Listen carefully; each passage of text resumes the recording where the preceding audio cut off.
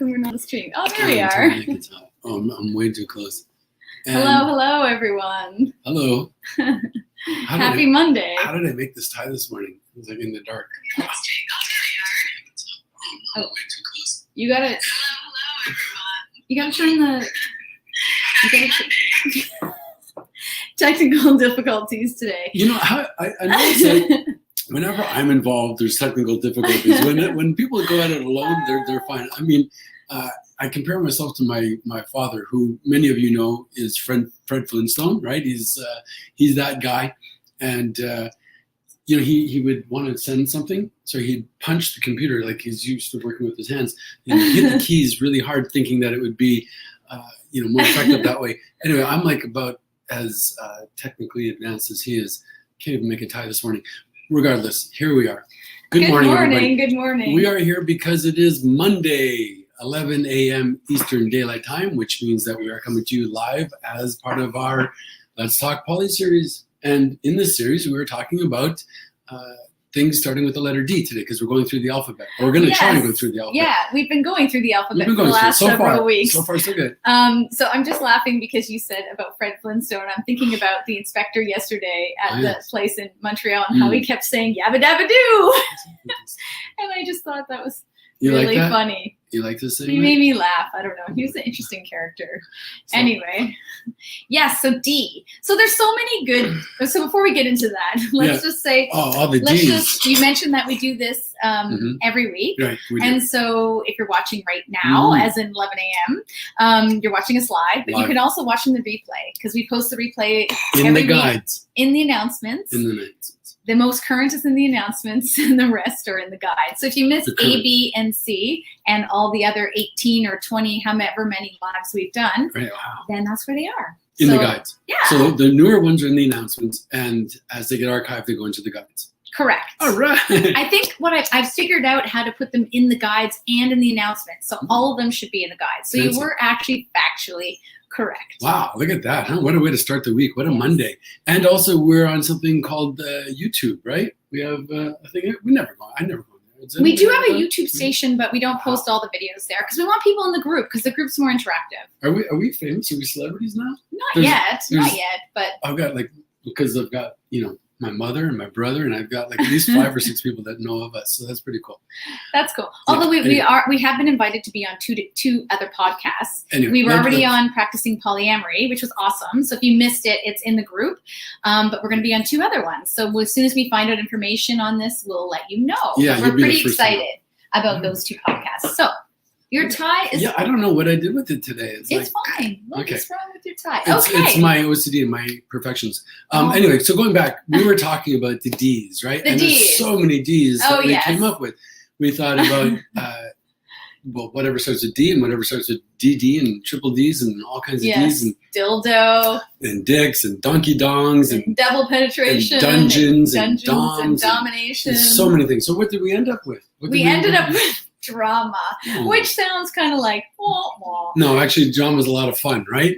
People love drama. Well, we decided to go with drama because we had our own dramatic interaction this past week, and so we thought it would be good to talk about it, because I think for us it's not something that happens a lot. Would you stop playing with your tie, or this is going to get really dramatic? I'm looking at myself. You're being very dramatic about your tie. Go ahead. Yeah, so I don't think it happens often, but every once in a while we have what I would consider a dramatic interaction. Yeah. And so this is something you may experience yourself, or it might be something that happens more on the regular. Right. So we thought this was a good, because some people, drama is like a constant in their relationships. Yeah. Thankfully, not ours. Well, in their relationships, but in their lives, right? They find way to invite it, or to find people who are participating in it, and they see it not only in their love relationship or one love relationship, but in many parts of their lives. And that might be a tell of something that's going on, right? We might want to look at what's going on there. But you and I, this relationship seems to have very little drama. And I think personally that one of the reasons for that is because we do communicate very openly and honestly, and we do talk about things as they're coming up whenever possible. Right? So we might, but we did have an incident the other day. Yes, so we're going to go into that for sure. Oh, we will. So I think we're going to revisit it. So I think I like what you said. Does drama find us, or do we create it? So today we're going to dig into the why around drama and how to address it. I found a really good quote when I was doing some research. It says, drama doesn't just walk into your life. You either create it, invite it, or associate with people who bring it into your life, in which case it's a choice. So right. So that's that earlier statement, right? That, are we the actors on somebody else's stage, or do we set up the scenario and we invite those players who are going to participate in these things? Exactly. And if so, we might then go beyond that. If we find out that we are the producer, the director, the actor, and all that stuff in that, we might want to figure out what of that appeals to us. Why should we want to participate in that? And it might be a perverse gratification, right? It might not be like, who in their life would say, oh yeah, I want more drama in my life. I want to suffer. But there's some perverse attraction that makes us invested in it, that we keep creating these scenarios. It's playing out something. It's serving some type of purpose, right? Well, in fact, if you're on dating profiles, you'll see that people say they're drama free, like no drama mamas and all that stuff. So it's like a big thing in relationships. So that's why we thought we'd talk about it. A big consideration. Yeah. So I think when we were talking about it, when we were preparing for this, we kind of thought drama falls into kind of two categories, like situational and then characterological. Yes. Characterological. So in the case that we're going to talk about, like our own little situation that happened, which I think is a good way of illustrating situational, it might be a periodic drama that happens around a particular situation or circumstance. And then things escalate for a particular reason. Right. It's so funny. As we're saying this, I'm thinking about something that I'd come to realization a while ago. This predates you, if you can imagine a time before that. But there was something going on in my life, and I thought to myself, I could see the situation unfolding, and I thought to myself, but I've done so much to eliminate chaos in my life that I did not want to have more drama. And I think that I was very skilled at being able to do that. So having that awareness, I could say, well, you know what? I don't want to go down this path. I want to find other ways that it doesn't need to be this dramatic. It doesn't have to. And yet there are some circumstances, some instances where people say, I love the drama. Like jealousy, for example. People might say, well, I love when people are jealous like that because it really shows their passion. And I love the drama because it makes me feel alive. And but there are other ways to do it. It doesn't need to be to your detriment. You might have some drama. We love dramas. Or we turn on to, Netflix has a whole genre of dramas that we want that. We love it. We love the drama. We love following the story. But when it's not to our detriment, when it's not causing us so much emotional pain. So we love to watch the drama often in others because we are emotionally removed from it. We are safe. We're at a viewing distance from it, right? Okay. Well, you're getting into all the content that's later on, but I appreciate your enthusiasm. Yeah. Okay. Where should we go from here? Maybe that was a dramatic break. Well, I wanted to give our example as a situational, one, and then get into kind of like the reasons we create drama. Okay. All right, let's go to it. So let's give our example. So a lot's been going on in T&A land for us. So that's the context. A lot's going on. Yeah, lots going on. Yeah, like I'm renting my place to rent to someone. We're looking at buying a place in Montreal. You had to go home for a memorial. I had to go home for a memorial. We're working on our individual practices and our business and our program and that sort of thing. So lots going on, lots of like balls in the air sort of thing. And I think for me, I generally deal well with those things until I don't. So you get to a point where you're able to do it, and then you explode. I had a friend, a very dear friend, Paul, and he was like that, the nicest guy you ever wanted to meet. And man, like nothing would faze this guy until he'd get to that point, and then boom, it would go off. And I guess like he'd been building up all this stuff, and then he would let out, and he would vent it, and then he'd return back to his normal state, but it would build up. I wonder if you identify with that, because you do seem very rather easygoing, a little controlling at times, a little uptight at times. No. Yeah, I totally am. I totally am. Well, whatever. But it is definitely within acceptable parameters until you hit that point, like me, like many of us, where it's like, okay, I've had enough, and then it gets displayed, right? Right. And I think that's what this was. This was the perfect storm. There was, the consideration of having to go home and speak before the memorial service, and there's the idea of you having come out to your parents as being poly, and they're not quite being on board with it, and the whole consideration there. Then you got your domestic, your residence place, right? You're moving, you're in that flood, now you're being displaced, you're living with me. Then we got this other property that we're looking at getting. I mean, there's like a whole bunch of stuff going on. So it's understandable. Yeah, like for me, the big thing was I was quite tired. And tired. Well, that's that halt thing, right? Yes, hungry, angry, lonely, tired. Yeah, so I was feeling quite overwhelmed how much was left to do to ready my place. Because I'm trying to clear, like, while they know it's my primary residence, I want to clear out as much space as possible. And it's like the classic scope creep. As soon as you open one door, it's like you've got two other doors that have opened for you as well. So, but during the day, I feel like I kind of held everything together. We were working on dealing with financial people, mortgage brokers. So while this was Thursday, so while you were on like working and stuff like that, I was kind of handling all that stuff. But what that meant for me was that I didn't get to doing the things I really wanted to do that day. And I felt like I had, been really holding it together all day and being super like positive and like, this is no big deal. I got it. And then flash forward to that end of the day, and I was all of a sudden feeling overwhelmed. And I communicated that to you, and I was getting really upset about it. And then what did you do? Do you remember exactly what you said? I think I offered you a different way of looking at it. And I said, well, it's not that big a deal. Like, we'll get it done.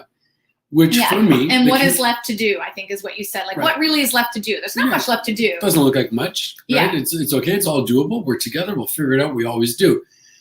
So I was making an offering that was trying to say, this is something that I acknowledge, but I think that together we can handle this, and it's not beyond our expectation.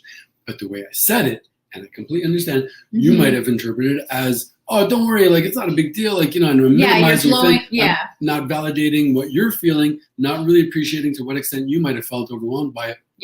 And you might have interpreted it as being dismissive. Yeah, like I felt like my feeling was being diminished, even though that's not your intent. And I know now that's never your intent, is to diminish me or downplay it. But you were trying consciously. Not consciously, but you were trying to do it from a supportive place. But I was like so upset about it that I raised my voice to emphasize my point, because I was like, fuck, like I had held it together and did all this stuff for us all day.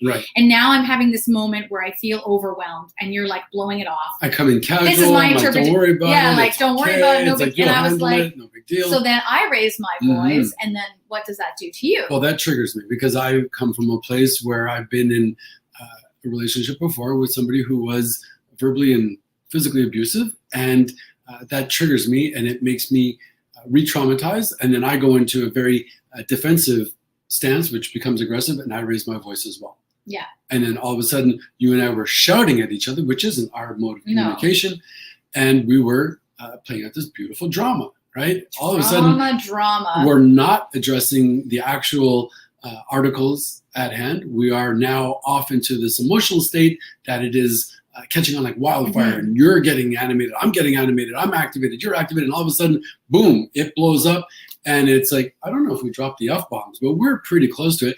And I felt... well, you kind of pushed the door, and it hit my arm. I felt as though I was wanting to escape, because it was not trending in the direction I was wanting to go. So my place of security, because I felt as though I was out of control with it, that the situation was out of control, I was to leave. And I opened up the door very quickly, and it banged you in the arm. Again, I apologize for that. It was not my intention to do that. But I think it also demonstrates how, when drama gets its own life, it can create its own things, right? And we get out of it, and we watch it unfold as if it's on Netflix, and yet we're living it. And I left, and you left, and then we were, left to deal with our own feelings and our own resentments and all that. And eventually we came back to unpack it. But the drama exploded in our face, and we got to be the actors and producers and directors of it. Of our own drama. Yeah. That was really unnecessary. Well, totally unnecessary, yeah. It was a great demonstration of our miscommunication, right? Yes. I did not communicate well. I did not support you well. And I didn't ask for what I wanted. I should have said, I really just need... What I really wanted in that moment was not for you to say it was going to be okay. I just really wanted you to just hug me, and that's it. Right. You know what I mean? I didn't want anything else. That's what I wanted. So then we had a situation come up yesterday, I think. Not so dramatic, but you said, how can I help you in this moment? Would you like a hug? And I said yes.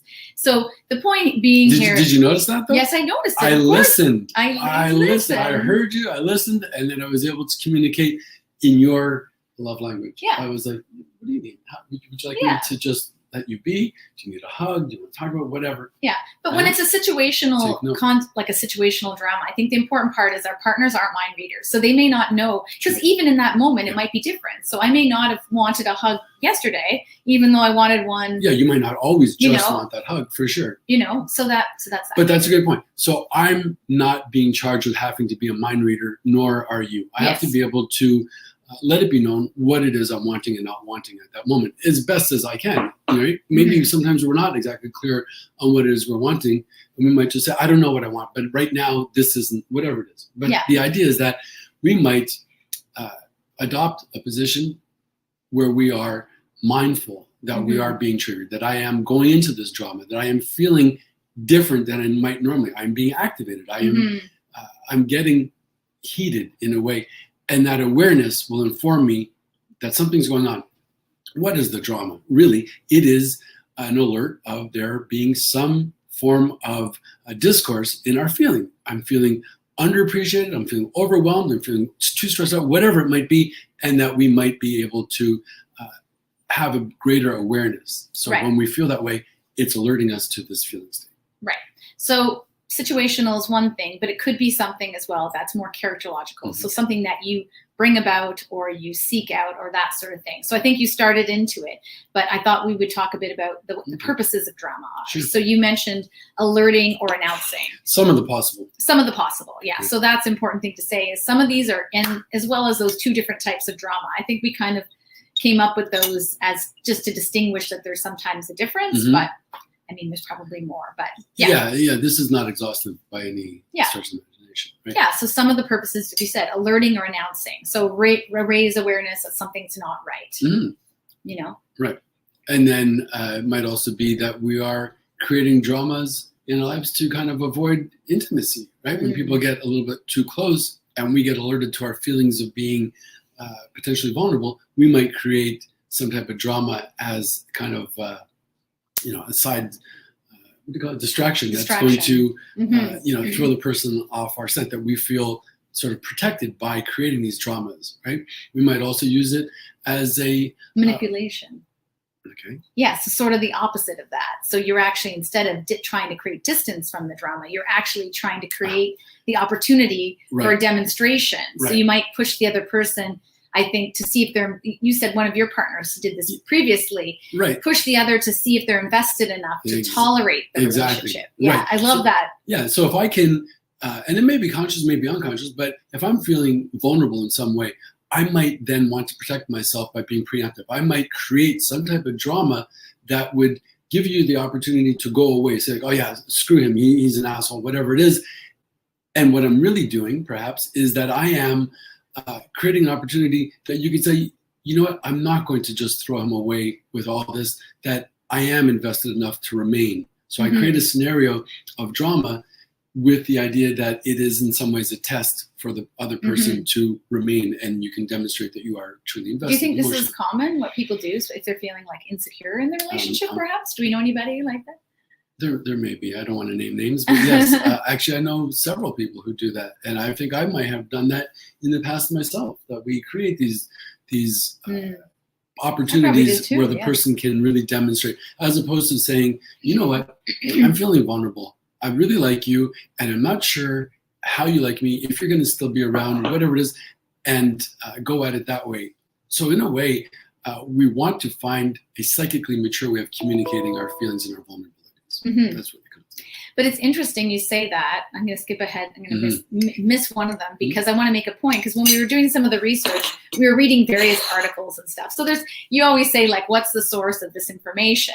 And some of them are just people like bloggers that are writing things. And somebody actually wrote in their blog that they seek out drama. They create drama purposefully to cause excitement in their relationship. Because they're addicted to the intense feelings. And they even said that you have great makeup sex, which I think is kind of interesting. And I'm not sure if I would subscribe to that as a way of creating excitement in a relationship. I don't know. Like, what do you think? Well, it's not my preferred mode, because there is always a danger that there may be resentments, there may be hurt feelings that you're not able to recover from. So it's kind of like playing with dynamite. I think we should find other ways of creating excitement and that. But again, like the other D words, like dildos and domination, and donkey dongs and double penetrations and all kinds of stuff. Yes, there's many other ways of doing it that we feel safer in doing so. But again, the idea that this person might want to be creating these dramas as a form of entertainment, is it to offset the possibility of routine or boredom? But is that also really an indication of their feeling too present, feeling too vulnerable in the relationship, that they feel as though they have to create this drama, this chaos, to kind of make a little bit of a buffer so that they feel protected in that way? What happens if they are seen, if they are present, if they truly know that the other person might be present as well? Can they tolerate that? That's interesting.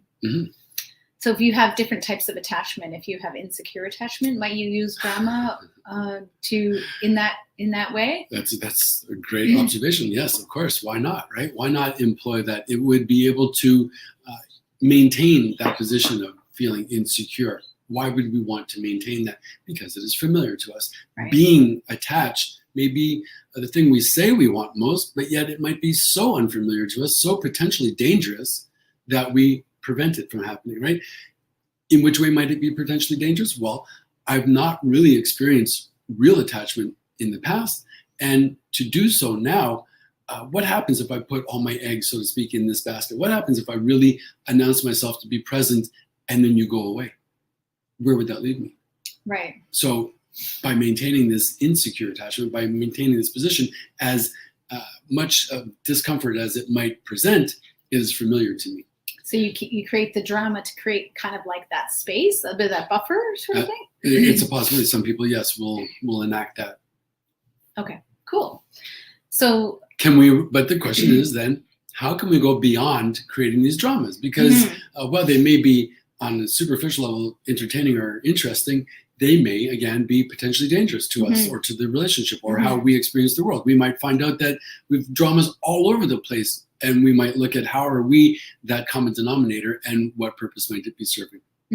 How can we go past that so that we can have closer, more intimate, more loving relationships where we feel secure? Right. Okay. Well, there's a couple other things that we listed for purposes of drama. I'm not sure if we got them all. Was to show love. So it was saying in some ways we're conditioned to show that jealousy equals love. And I know we've talked about this previously, but we create drama around jealousy because it proves or shows love in some way. Right. Yeah.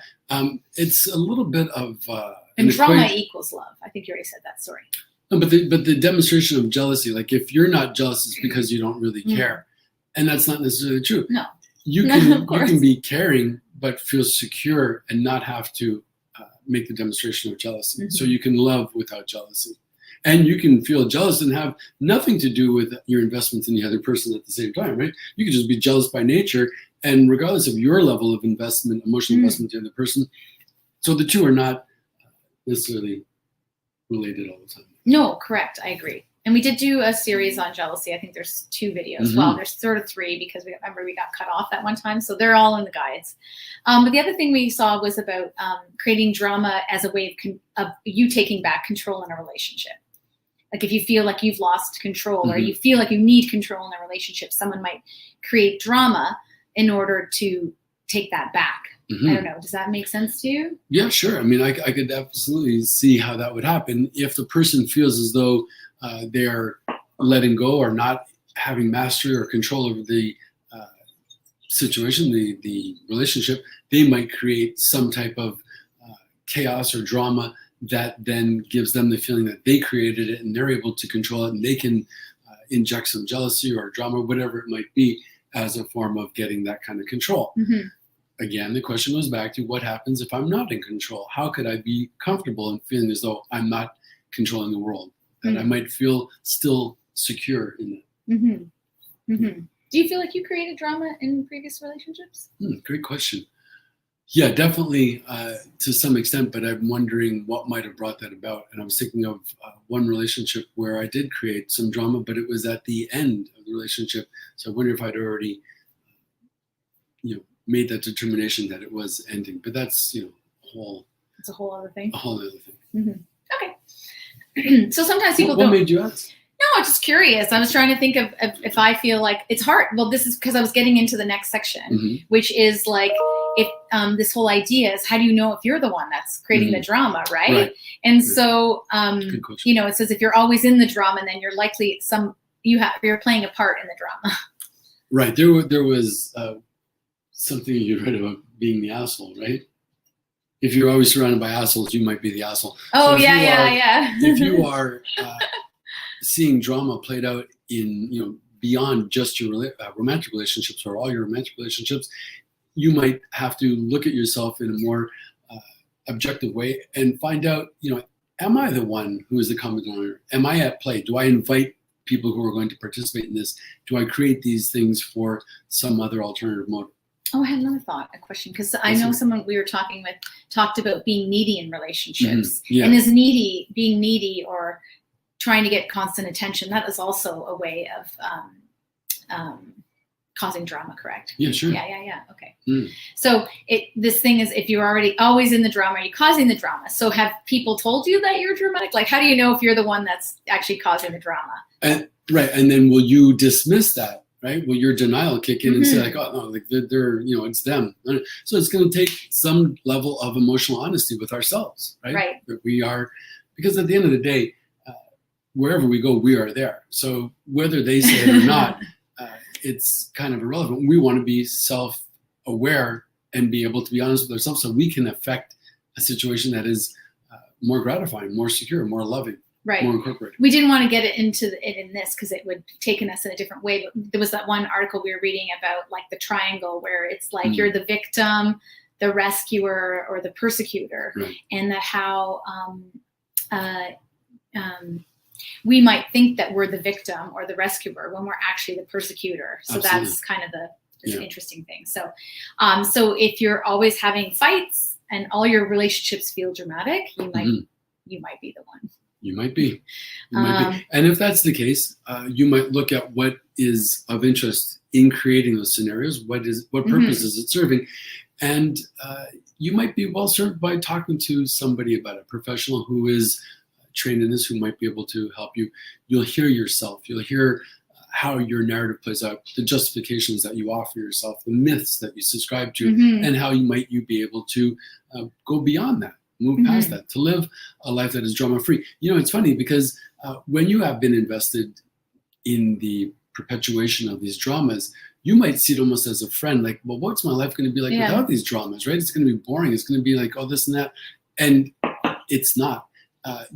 Nature fills its voids, right? So if you get rid of the drama, you can fill it with something like gratification, like fulfillment, like security. There's a whole bunch of things on the other side as the reward, as the incentive to let go of those dramas. Right.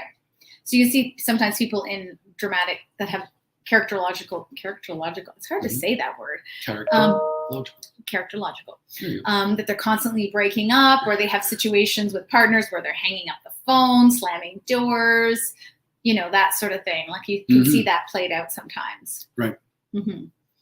I thought it was interesting. It's not really related to this, but one of that same blogger that about having sex, makeup sex as a way of justifying drama, was also giving a situation where her boyfriend would be at a bar and she would watch him flirt. He would flirt with somebody and they would be attracted to them, and it was almost like it left a bad taste in my mouth because he was specifically using that person so that she wanted to feel jealous and that they could have sex afterwards. I was like, this seems so like non-consenting. Yeah, it's a big setup. Anyways, so how do we address drama in our relationship?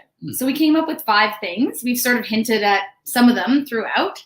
So these don't necessarily have to follow in a linear way, but these are all parts of ways of addressing it. So I think the first one we talked about was awareness. So being aware, recognize. Right. So we should have some level of self-awareness, as most of us do, and we get alerted to the idea that there's this drama unfolding, right? Our emotions go up, we get heated, we feel tense. I mean, there's a whole bunch of indicators as to what is about to unfold, that there is this activation that's going on. Like, does your life feel chaotic? Do you have this feeling state that things aren't right? So people may not recognize that it's part of their character, right? Because it might seem so normal. So do I feel like I'm the victim all the time? Feel like people don't understand my point of view? Like, there's some other questions, So getting aware of the fact that you might be involved in the center of the drama, either creating it or activating it. Right. Yeah. It seems near impossible and extremely unlikely that it would just be done unto us with no kind of participation from us, right? Even if we're not the creator of it, we are inviting those type of scenarios. So, what's that play? So the second part is then assessing what's causing the drama. So we did mention some of those. What are the feelings indicating? Right. So is it an indication of our feelings as though we are some way insecure in the relationship, that we are losing control? Are we feeling unseen? There's something unseen, that is up. So generally, it's the idea that these activations, these dramas, are going to be indicating that there's something off with our feeling state. We're feeling too much or too little of something, right? So, you tell me to pack the car differently, and I want to do it my way. And the feeling is that, well, am I not enough? Am I not a good enough packer of the car? So I'm feeling my ego is interrupted, and I think that I'm being undermined, and so it's the activation is alerting me to the idea that my feeling state is off in some way, that there's something going on. So if I'm able to pause and look at that and identify what the feelings are, well, then it will inform me as to why there is this opportunity for drama, that I should participate in this or create this or whatever it might be. Right. You just reminded me, I'm just smiling because I realize now that that dramatic incident was actually a double header dramatic incident, because it started with the situation with the packing of the car, it was a perfect where story. Again, that there was a miscommunication, and then that caused, there was a miscommunication and misinterpretation on both of our parts, I think, of the situation that caused the drama. Right. So, and then it escalated and continued, right? Miscommunication. So we were not communicating our position. We're not communicating our feelings. We were not expressing it, letting it be known. So that's the number 3 thing, is the way to address drama is to communicate, or learn how to communicate better. Right. So what the issue is, what you were saying. Right. So you're saying that you wanted a hug, whereas I was just wanting to reassure you verbally and say, it's no big deal, we'll get it done. So were we able to communicate successfully with each other? Was I able to hear what you were communicating? Did you communicate what your needs were?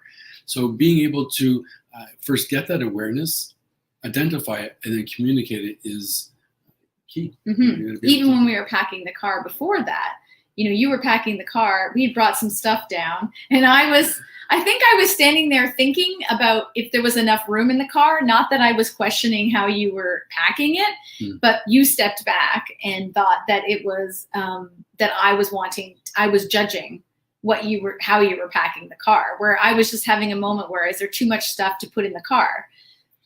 But wouldn't that be the judgment that you judge that there's not going to be that much room and that he might not be able to handle it? No. It was more that I was thinking, like I was stopping and pausing to think and looking at all the stuff going, holy shit, I have so much crap. And I was also overwhelmed as well. That was also going on. So I was pausing with all that in my head. So how do we then communicate that? Right. So you have this consideration, you know what your position is, but how might you communicate it to another? I don't know. It was hard in that situation because you kind of stepped back and immediately thought I was taking over and not trusting what you were doing. And I tried to say, oh no, I'm just looking to see if there's enough space, like if I haven't too much stuff here, or if I can bring more things down, because I was still packing stuff upstairs. I mean, in the storage. Right. So that was what was going on. So I don't know. How could we have done that better? But see, now this is what happens to many people, is that we start looking at the concrete details and they have nothing or very little to do with the actual things, components of what's really going on. So for me, looking back now with a clearer head, I see that I was, in fact, having issue with my ego, that you were right or wrong, that I imagine that you were saying essentially, well, I'm not really sure of your capabilities or estimations of how you are with packing a car, and I wanted to do it. So I felt as though I was being not recognized, undermined. I was not, whatever it was that I was feeling, it was counter to my ego's estimation of how I would be able to do it. So I was feeling that, but not very good in the moment of communicating that. And I was I was getting frustrated because you weren't believing me when I was saying, no, I'm just having a moment where I'm trying to figure out if I have too much stuff. Not that I was questioning your packing it. Like, to me, I didn't make that leap to say that I did. Anyways, details, right? But I think that's where we get caught, right? But I wasn't able to communicate that with. Somehow I'm wondering how I could have communicated that differently, because I don't think you believed me when I said, no, I don't want to start packing. And then I got frustrated because then you just stepped right back, and then I'm like, fine, I'm going to throw things in the car, So what would have been the alternate ending to that? How might we have been able to communicate in a more comfortable way, a more calm, secure, loving way? Well, we have to also believe the other person when what they're saying is true. Yeah, but there might not be evidence of that proof. So what do you think? What's the answer? Well, again, it goes back to that self-awareness, right? Trying to really, pause long enough to put a little bit of a distance between ourselves, the situation, the feelings, and figure out where are those feelings coming from. What is that play that's making me feel this way? There's a reason why I'm feeling this way. Justified or not, true or not, there's something that is creating this. If I can identify that, then I have a better chance of understanding it and then communicating what it is I'm wanting and not wanting. I think it all comes down to the fact that I was just overwhelmed. So I think I was giving off that vibe, but that vibe, I was just frustrated and overwhelmed at that point. I don't know. Well, I could have just communicated that and just said, I'm feeling overwhelmed, and I'm not questioning your ability to pack the car. I'm just feeling like it's just too much right this second. Right. And I was also under my own stresses. I have my own things going on. So yes, maybe it wasn't at all about the car. Maybe it's just a question that we feel as though there are things out of our control and that we're being asked by the circumstance for a lot of emotional presence. And it was just, we'd reached the breaking point. Yeah. So how can we then say, you know what, I am feeling like I am not being recognized. I'm feeling as though I'm being asked too much. I'm not getting what it is that I'm needing, or that I'm feeling as though it's being asked too much of me, that we communicate. Yeah. Yeah. Right now I'm feeling this. Right. Articulate, not demonstrate. That's what you always say. Well, ideally, right? Yeah. So we did go into demonstration. We did by withdrawing, by not communicating. The demonstration, that part of it was kind of regressing. We recoiled from the situation. Like, I go my way, you go your way, and the communication has a breakdown. We're not communicating our feelings or our thoughts. Okay. Which at times is necessary, right? Sometimes we do feel activated and we do need a pause, and that's okay too. But ideally, we want to put words to those feelings. We want to articulate. Yeah, you don't want to speak from a heated place. Like, sometimes you need to take a break and just recognize that I'm just not sure what to say in this moment, and I need to take a minute to think it out. Like, I had that situation with my mother on Friday when I went for the memorial. She said something that I found very hurtful, and I didn't want to respond in a way that was hurtful back. And it was upsetting. It was triggering for me. So I just said, I just need to step away for a minute, and I just walked away. Sounds like great self-care. Yeah. And she followed me, which was really interesting. I wasn't expecting that. She followed me and then made an excuse for following me, but really wanted to talk to me because I think she realized that what she'd said was hurtful, which was interesting. So you asked for some space. She followed you because she wanted to alleviate her feelings of discomfort? Actually, I don't know if I said I wanted space. I just said okay, and then I just stepped away. I don't know if I actually said I needed space. And I said, I understand that. I think I said, I understand that's how you feel. Right. I think I said, I don't feel the same. And then I just said, I just stepped away. Great. Yeah. Anyway, okay. So number 4, invite satisfaction via a solution or a remedy. Right. So if we are feeling like we know what the solution is, so in our situation that I wanted a hug, I could have if you can, and it's sometimes hard to do it in that moment, Sure. right? Yeah. Communicate what I feel that remedy could be. Right. Or work with your partner to find one. Sure. Yeah, you could often say, I'm not sure what I want right now, but I just feel upset. I feel that this isn't working. I feel that I need something different, whatever it is, but that we, again, make the gesture of trying to communicate what it is we're wanting and not wanting, right? Yeah. So could you say then that if you don't know what the remedy is in that moment? I think that's a really good, I really like what you said there. Sure, why not say like that? I'm feeling overwhelmed right now. I'm not really sure what I need. Right. Like, could you say? What do you think why about? Not? I think no, that's but great. What do you think about saying that? What about saying I don't? It's not helpful when because I think I said that, and then I think you weren't listening, and then I don't know. Like, is it better not to say that, or I don't know? I'm just debating. So what happens if you say that? Like what you're saying is not helping me in this moment. Does that sound negative? Right. Does that? Yeah, exactly. Does that continue the drama? Right. So what you're saying isn't helping right now.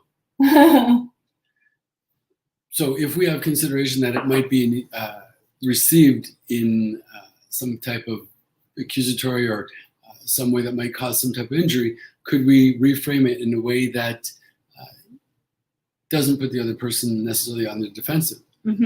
That's not what I'm looking for right now, or I'm not sure what I'm wanting, but I'm just needing some space. There must be some way of communicating it without there being accusatory. Yeah, instead of saying that's not helping, maybe I could have just said, I'm feeling really overwhelmed right now. I'm not really sure what I need. So can I just have a moment? Yeah. Okay. And do you feel comfortable in announcing that and saying, I think I just need a moment? Well, I feel comfortable with that with you, but I feel like it's easy to do that with you because of the way you are. But I think some people may find it difficult because someone, like you said, will follow them. Like you said, my mother, did she follow you even though you said you needed space? Because I think in some situations, people will follow the other person. Like, no, I want to deal with this now. Right, people tell me that all the time. Like, they're like, I need a moment. I need a space. Like, I worked with a couple before, and the one partner needed some space and introspection. And then the other person would just keep coming at them because they wanted it to be resolved. And they created this drama of wanting it to be resolved, which was causing this difficult part between them. Right. So the person who announces that they need some space, need a pause, they are making this demonstration of self-care. They're saying that this is a little bit too much for me at the moment. I need a pause. And the other person like, well, no, let's go at it. Like, we need to talk about this. It can be received as rather aggressive, actually. So we have to be mindful of our own objective, right? Our own agenda, wanting to continue it, but we have to be mindful of how is it being received? How is it making the other person feel? If they are alerting us to the idea that they are feeling some level of discomfort, that they're not consenting to want to continue the conversation, then we need to abide by that. We need to be able to say, okay, you know what, right now they need a moment. We'll revisit this in a moment or whenever we are, but we're going to have to bring into question the idea of consideration, that they are not wanting to do this, and I must be able to tolerate that and listen to it. Yeah. Because otherwise you insist on going at it and the other person feels unsafe, and when we feel unsafe we go into a defensive mode, which very often is aggressive, and then it escalates and creates more drama. Yeah. So I would say, I'm gonna point the finger at me on this, is that I know that with us that I've done this before, because I just want it to be resolved. I want to get rid of the feelings. I don't want to feel like things are unresolved. And I think this is a common thing I think that happens with people, which is why it's sometimes difficult, I think, sometimes for people to deal with this on their own, because you may have gotten to a point where this is a bit of a repetition, and Yeah. So can we tolerate our own feelings of discomfort? Can we tolerate the intolerable? Can we raise our level of tolerance for frustration? Not that we should be a doormat, but that we are able to maintain a position without feeling as though it is too much for us. And we might not have that vocabulary yet, those skill sets yet. And that's why it is very beneficial at times to speak to somebody who is equipped to help us with that we have a neutral person that is able to offer us some support. Yeah, because sometimes we can't see it. And then sometimes it's helpful, if somebody wants the break, that the break isn't indefinite. Maybe you work together with someone to define, like, what does that mean when you're taking a break from a conversation, when you go back, and that sort of thing. Like, how do we resolve through these issues? So so that's number 5 is to get support. So because if we are stuck in a repetition, it can be hard to get out of it. And sometimes we need the tools and to work with someone to do that. So whether it's us or somebody else, get the support you need before it gets like beyond. I guess you're never really beyond the point of repair. Maybe it feels that way. I don't know. What do you think about that? That's a big question. Yeah, I don't know. Too big of a question. I don't know that I could give an absolute. No. I think in some situations, unfortunately, yes, it is beyond repair. And in other circumstances, no, we can definitely affect the change. It's a case by case. But the idea of getting support, it occurs to me, I did an intake with somebody the other day who is from a different continent. And in their continent, they are not, it's not common for people to be in therapy. And there's the stigma, the consideration that you might be sort of weak in some ways, or that deficient, or there's the consideration that it's, there's some grave pathological issue if you were to speak to somebody, when in fact, recognizing that you can benefit from it and allowing for that expression is in fact a sign of strength, that you are strong enough to go to it and say, you know what, things could be better and I'm willing to do something about it, as opposed to just saying, well, it's just the way it is, or I could never do that, or whatever it is, right? So we go beyond that. Yeah. Well, it's people sometimes say they don't think they can ever get past their jealousy or whatever it is, the drama, like creating the drama in their life. I was like, it's impossible. But I never believe that that's the case. I think there's always something you can do, or at least learn from it, so that you don't keep repeating that pattern. Sure. Life beyond the jealousy. Well, it's kind of like people who are smoking cigarettes and think, well, if I give up the cigarettes, what would I have then? It's like, it's my best friend. So if I can't imagine a world without jealousy, what would it be like? I can't imagine it. But there does exist life beyond jealousy, beyond this drama. Exactly. All right. So drama. So tell us what your dramas in your life are, or how you deal with them, and how do you avoid them? How do you avoid them? How do you invite them? Love to hear from you in the comments. We're also going to do a poll for next week because, it's E. It's the letter E. That should be E-Z. It should be E-Z. There's some fun E words. But come up with a word. We love talking about things around relationships, sex, polyamory, open relating, the world, communication, anything like that. So if you have a great E word, we'll think of a couple and put them in a poll, and then you guys can vote.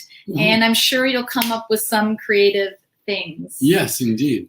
That's a good point. We don't like going to bed with conflict, so talk it out before sleep. Yes. Yeah. So thank you for joining. Stay up and fight. Stay up and fight. Well, sometimes you can. Yeah. Yeah, but there's two philosophies to that, right? Stay up and fight, so you should not go to bed with resentments. But at the same time, when that halt idea comes in, right? When we are tired, maybe it's not the best time. We might say things that are not the way we might say them otherwise. Yeah. Well, the couple I used to work with, they would say that they would stay up all night trying to resolve it and they would get on that site, and they could never resolve it. So in that case, it might be a good idea to sleep, or you can decide that you might pick it when you might pick it up again. Well, yeah, hopefully we come to an agreement and say, okay, you know what? It's getting late. Why don't we talk about this in the morning? Yeah. And hopefully you are free of the drama to say that. Right? We are able to rationalize it in a calm and loving, supportive way. We have consideration for the other person as well. It's a big part of it. Yeah. All right. Next week, E. Next week, E. Oh, you're taking off your tie. We're not even off the air. No, it was bothering me. I'm gonna have to redo it. But anyway. All right. Thank you everyone for joining us. For those who are watching the replay, if you have any questions, drop them in the chat. And we always check and respond to your comments throughout the week. Have a great Monday.